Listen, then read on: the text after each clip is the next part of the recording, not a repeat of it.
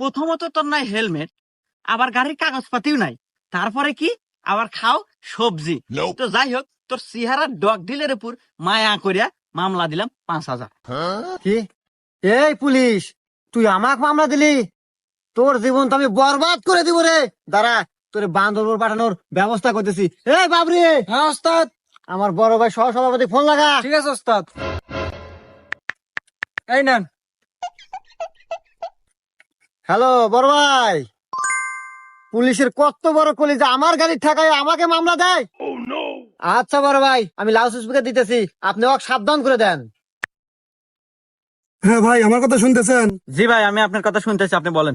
তো যাই হোক ভাই, রাজনীতি করতে গেলে এরকম দুই একটা পোলাপান লাগে। তো যাই হোক, অনেক কিছুই শুনলাম। হেলমেট নাই, গাড়ির কাগজও নাই, শুনলাম আবার সবজিও নাকি ছিল। তো যাই হোক, অল্পের ভিতরেই শেষ করে দিয়েন।